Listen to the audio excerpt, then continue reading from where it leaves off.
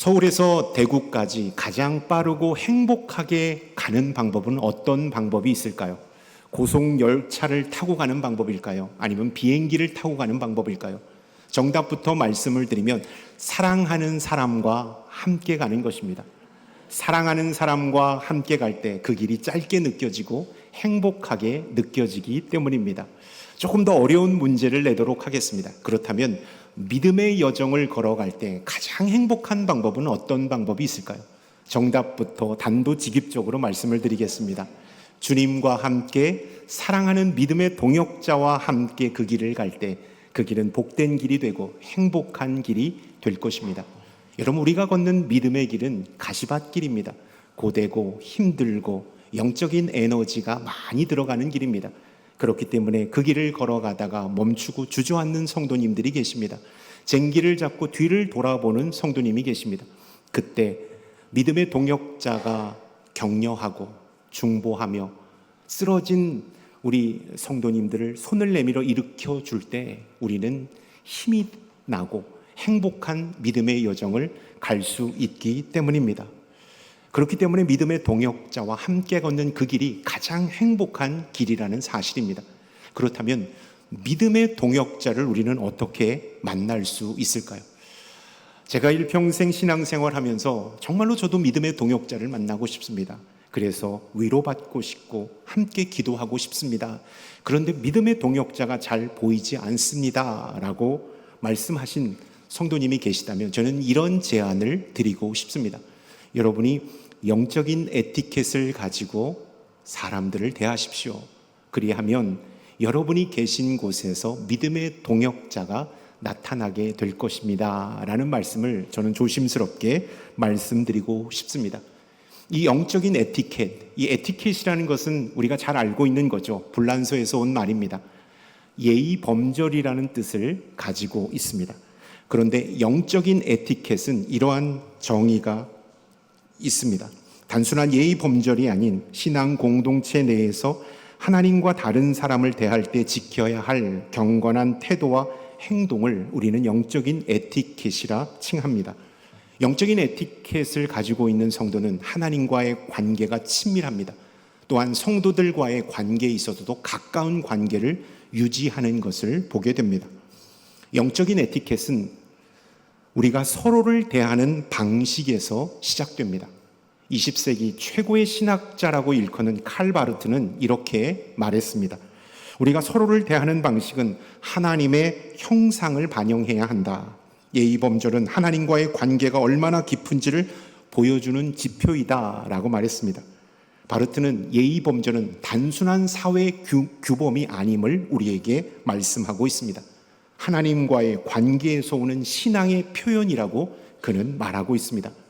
그렇기 때문에 우리가 하나님을 깊이 예배하고 하나님의 형상을 따라 살아갈 때 자연스럽게 예의 범절, 이 영적 에티켓은 우리에게 스며들게 되어 있다라는 것입니다.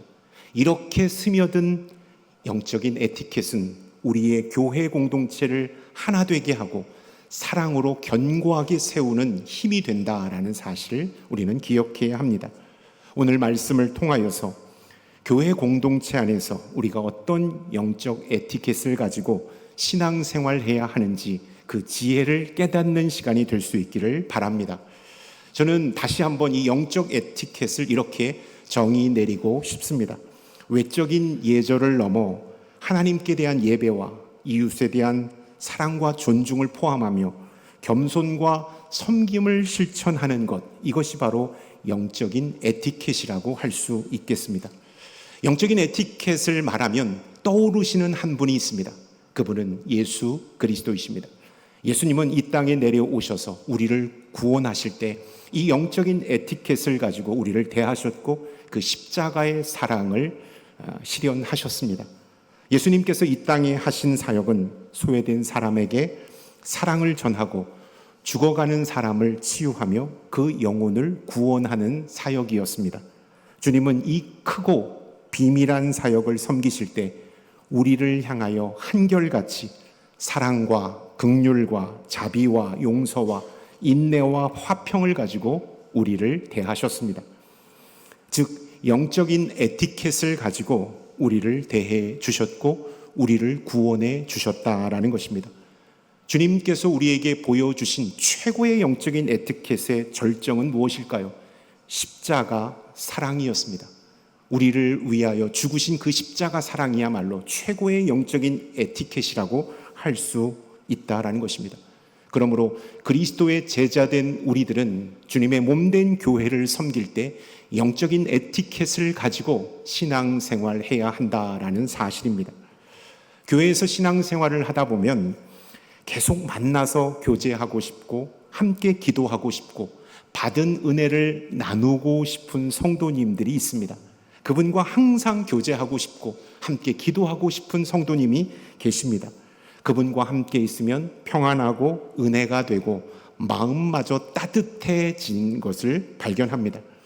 그분들에게서 나타나는 공통적인 특징이 있는데 그분들은 한결같이 영적인 에티켓을 가지고 상대방을 대한다라는 사실입니다.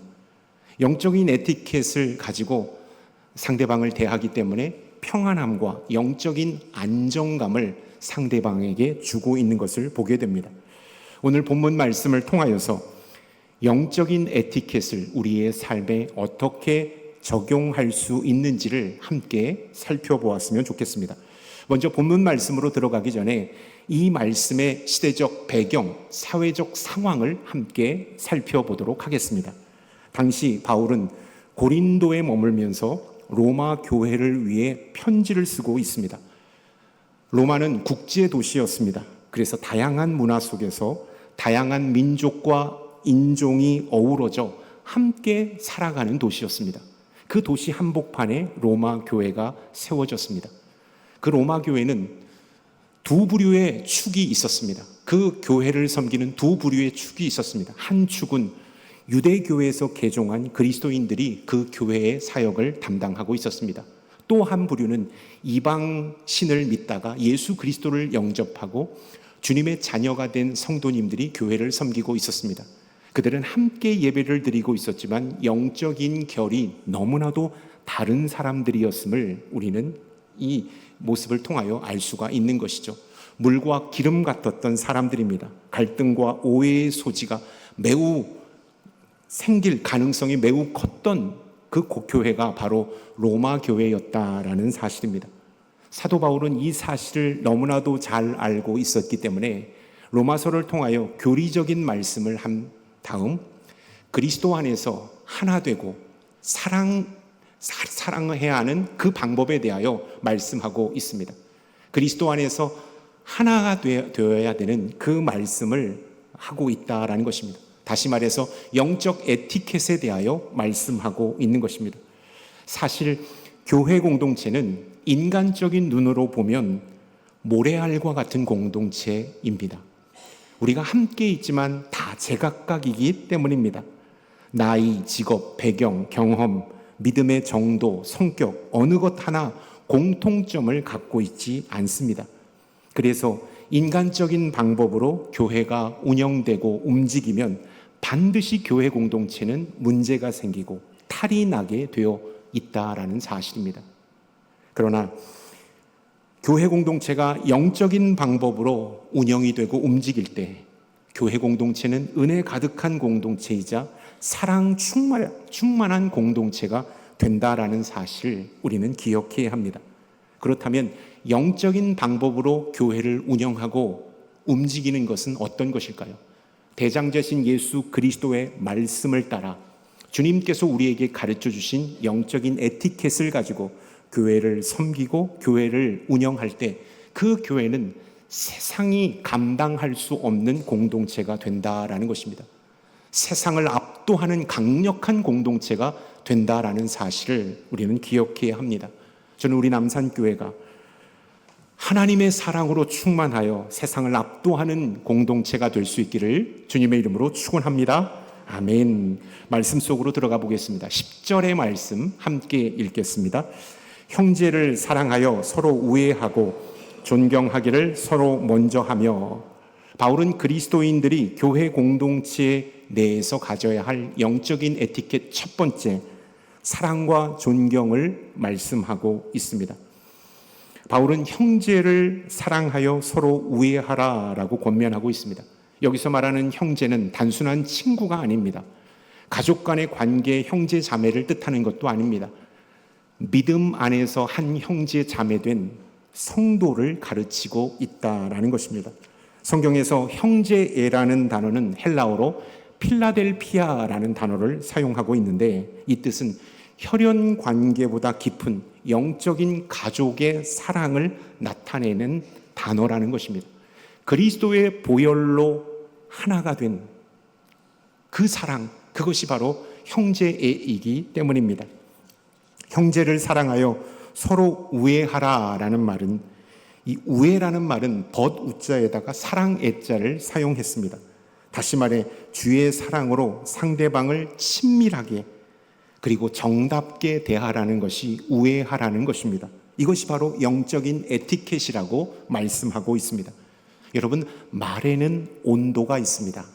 똑같이 감사합니다, 수고 많으셨습니다 라는 말을 들어도 따뜻하게 들려지는 말이 있고 차갑고 형식적으로 들려지는 말이 있습니다. 우리는 그 말이 어떠한 온도를 나타내고 있는지 너무나도 잘 알고 있습니다. 이 말이 진정성 있는 말인가 접대용 말인가를 우리는 너무나도 잘 알고 있습니다. 그래서 따뜻한 말은 사람의 마음을 녹여줍니다. 그래서 그 사람과의 마음의 거리를 좁히게 하죠. 그리고 따뜻한 말을 들으면 그래서 친밀하게 되는 것이 그러한 그 말의 효과입니다. 반대로 차가운 말, 형식적인 말, 접대용 말은 그 사람에 대해서 더 다가가고 싶지 않을 그러한 마음의 문이 닫히는 경우를 보게 됩니다. 더 이상 알아가고 싶지 않고 더 멀리 떨어지고 싶은 마음이 그 말 속에 서려 있게 된다라는 사실입니다. 저는 지난주 화요일, 수요일 설교를 하고 목요일, 금요일 날은 설교가 없어서 이렇게 설교가 없는 날도 저는 새벽 기도에 나오지만 그날만큼은 새벽 예배를 참석을 못했습니다. 제가 아카데믹한 글을 어느 곳에 좀 보내야 되는 그런 상황 가운데 있었고, 제가 지금 읽고 있는 책이 너무나도 어려워서 계속 이 책하고 씨름하다 보니까 시간이 확 지나가서 아침에 알람 소리를 잊고 말았습니다. 그래서 목요일, 금요일 날 새벽 예배를 무단 결석했습니다. 끝나고 나서 이렇게 보니까 성도님들이 찾아오셔서 조용하게 목사님 어디 아프세요? 어디 편찮으세요? 무슨 일이 있으세요? 라고 조심스럽게 물어보는 거예요. 그 말이 목사님 왜 새벽 예배 참석 안 하셨어요? 왜 결석하신 거죠? 라는 말로 느끼지 않고 정말로 걱정되는 말로 목사님 어디 불편한 건 없으십니까? 환절기라서 감기 걸리신 건 아니세요? 라는 이 따뜻한 말로 다가왔습니다. 제 마음이 많이 녹았습니다. 그리고 감동이 됐습니다. 그래서 이제는 다시는 무단 결석하지 않으리라 라는 결단을 하게 되었습니다. 이 따뜻한 말이 제 마음을 녹였기 때문입니다. 이 존경이라는 단어, 헬라어로 필로티피아라는 단어를 사용하고 있습니다. 이 단어의 뜻은 다른 사람을 높이 평가하고 그들을 소중히 여기는 태도를 이 존경이라는 단어의 의미라는 것이죠. 우리는 원죄의 DNA를 가지고 있습니다. 그렇기 때문에 우리는 나를 높이고 상대방을 깎아내리는 죄의 근성이 있습니다. 다른 사람이 잘 되면 배가 아픈 원죄의 뿌리가 우리 안에 있습니다. 그래서 나를 높이고 나를 자랑하는 일에는 열심이지만 다른 사람을 칭찬하고 다른 사람이 잘하는 것을 격려하는 데는 인색하고 주저했던 것이 사실 우리들의 모습입니다. 그러나 교회에서 존경하라는 것은 그들을 높이 평가하라는 것입니다. 그들을 소중히 여기라는 사실입니다. 그렇기 때문에 교회 공동체 안에서 우리가 영적인 에티켓을 가지려면 칭찬과 격려를 아끼지 않는 사람이 되어야 합니다. 저는 선배 목사님들로부터 이런 축복을 받았습니다. 잘하는 것에 있어서는 정말로 칭찬해 주셨어요. 이러한 부분들이 잘했으니까 당신이 이제 이것을 장점화시키면 훨씬 더 좋은 목회자가 될 수 있을 것이다라는 격려와 축복을 받았습니다.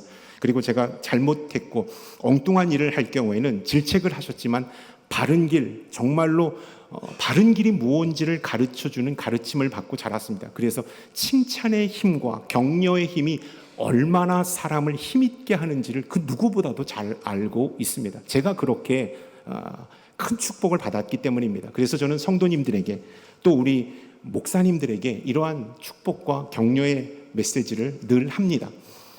모든 면에서 잘했다고 축복하지는 않고요, 특별히 잘한 것을 근거 삼아 얘기를 합니다. 우리 목사님들 설교하실 때 설교 잘 하셨으면 다음날 교역자 경건회 때, 회의 때, 목사님 제가 어제 은혜를 받았습니다, 기도의 인도를 뜨겁게 하셔서 정말로 성령 충만했습니다, 감사합니다 라는 이러한 축복의 말, 격려의 말, 칭찬의 말을 합니다.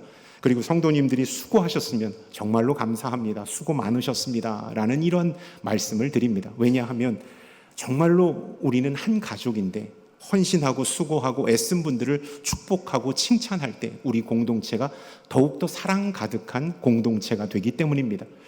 제가 작년 12월 말에 부임해서 이렇게 설교를 쭉 하고 있는데요, 늘 언제나 새벽 예배, 수요 기도회 때 설교하는 것, 또 주일날 설교할 때 한 집사님이 계십니다. 누군지 알려고는 이렇게 하지 마시고요, 한 남자 집사님이 계신데 그 집사님은 항상 그 설교 말씀을 듣고 웃으면서 정말로 잘했다고 축복해주고 엄지척을 해주세요. 제일 처음에는 그것이 몹시 부담됐고 되게 쑥스러웠는데 한 10개월 정도 듣고 보고 있다 보니까 설교를 마치면 그분을 기다리게 되더라고요. 그분의 축복과 칭찬을 제가 갈망하고 있는 제 자신을 보게 되었어요. 그러니까 왠지 중독되는 듯한 느낌이더라고요. 여러분, 우리 모두의 갈망 아니겠습니까?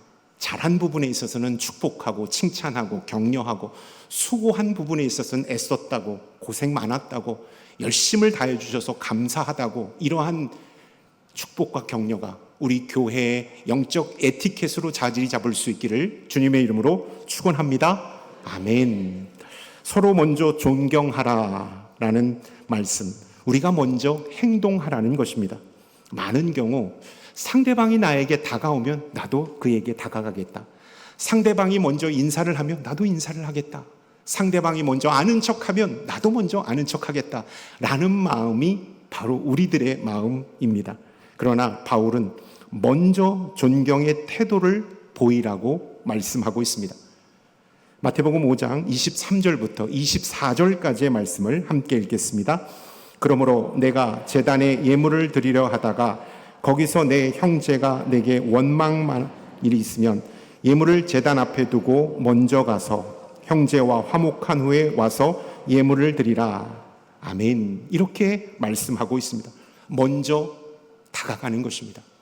먼저 인사하는 것입니다. 먼저 손 내미는 것입니다. 이것이 바로 주님께서 우리에게 말씀하신 영적 에티켓이라는 사실을 우리는 기억해야 하는 것입니다.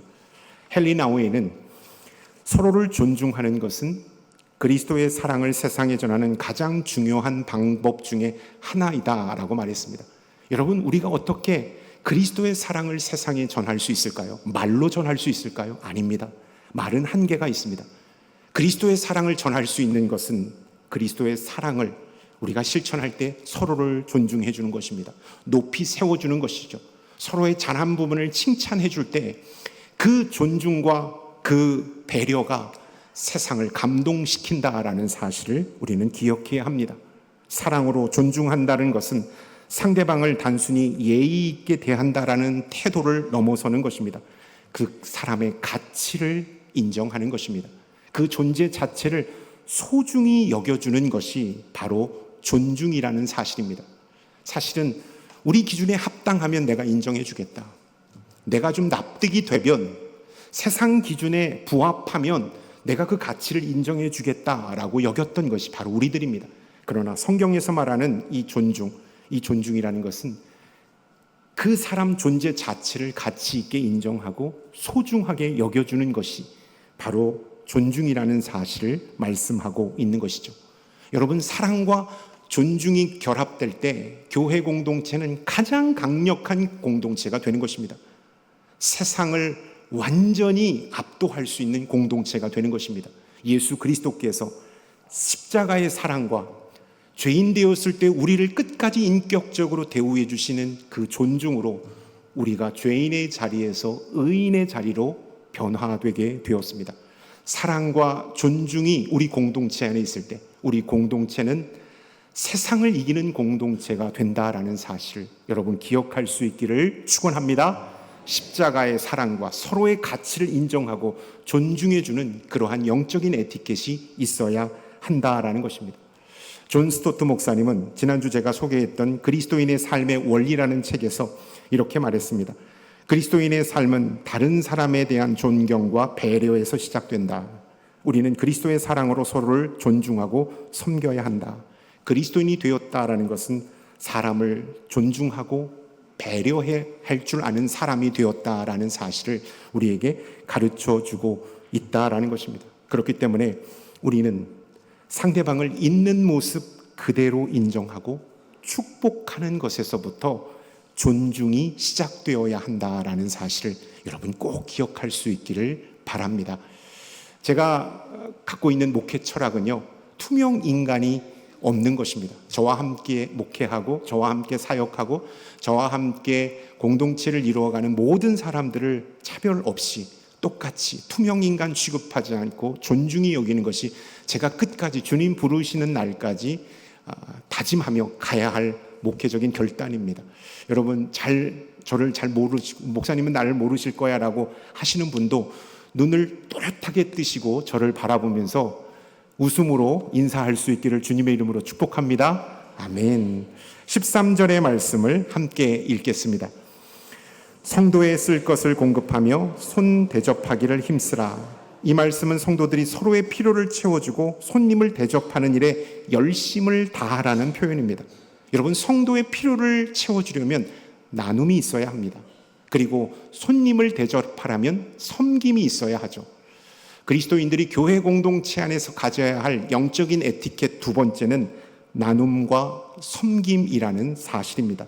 나눔과 섬김은 하나님께서 우리에게 요구하시는 중요한 삶의 자세라는 것이죠. 초대교회에서는 성도들이 서로의 필요를 채워주는 공동체로 하나님 앞에 나아갔습니다. 사도행전 2장 44절 45절의 말씀을 함께 읽겠습니다. 믿는 사람이 다 함께 있어 모든 것을 공동으로 소유하고 또 재산과 소유를 팔아 각 사람의 필요를 따라 나누어 주었다라고 말씀하고 있습니다. 필요를 채워주는 것, 이것이 바로 영적 에티켓이라는 것이죠. 또한 교회 공동체는 나눔을 실천하는 사명을 가지고 있습니다. 어려운 이웃을 향한 물질적인 나눔, 시간과 봉사의 나눔, 기도의 나눔, 말씀과 은혜의 나눔이 있어야 합니다. 이러한 나눔이 우리 교회 공동체 안에 있을 때 교회는 더욱더 영적으로 풍성하게 되고 세상 사람들에게 선한 영향력을 줄 수 있다라는 것입니다.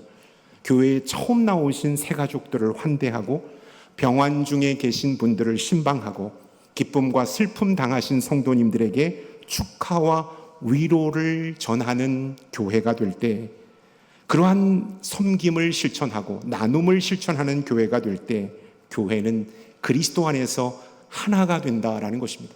사랑의 공동체가 된다라는 사실을 우리는 기억해야 합니다.